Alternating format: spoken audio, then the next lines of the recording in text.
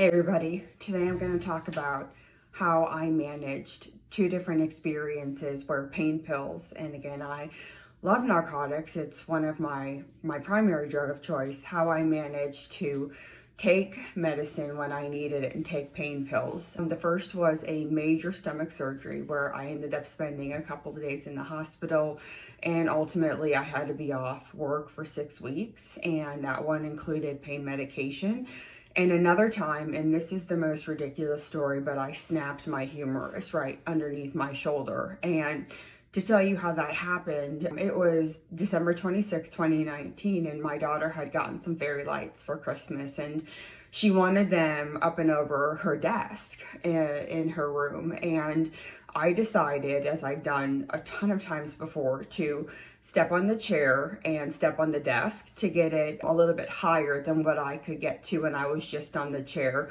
And as I was stepping from the chair onto the desk, it was a tippy chair, which I was unaware of, but it was one of those chairs where it met in the middle and kind of V down. And I ended up losing my footing and I fell 3 feet. And I felt 3 feet on the floor and just snapped my humerus. I had never, ever broken a bone before, and that was very painful. My experience with having to take pain medication, number one, I had no idea that when you use pain medication and you take the dosage that's prescribed, it actually takes away pain and you don't get high.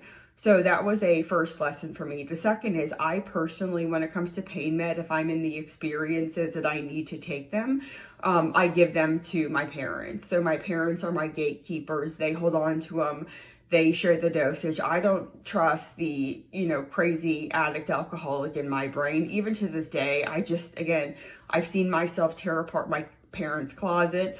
I have snuck in my parents' room on all fours when my dad was taking a nap to get pain meds out of his dresser drawer. And I just don't want to awaken that monster in my head. So I give them the medication and they're the one that dispenses it. Additionally, I get off of it as quickly as possible. I will begin to manage with Tylenol and ibuprofen as quickly as I can. I don't want to rebuild those neural pathways. So I have had experiences where I've needed to take pain meds and use them appropriately. And I had a gatekeeper, if you will, someone that held on to them and kept me safe. And it just made me feel better. My story might not be everyone else's, but that's something that I did. So thanks.